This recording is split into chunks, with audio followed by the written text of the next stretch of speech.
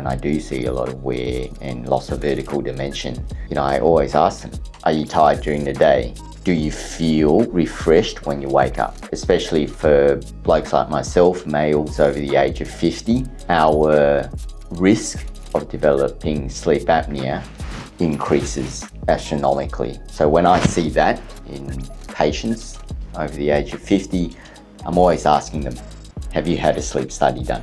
Do you know whether you have sleep apnea or not? Because I think that addressing their sleep apnea issues can have such a positive effect on their life in general.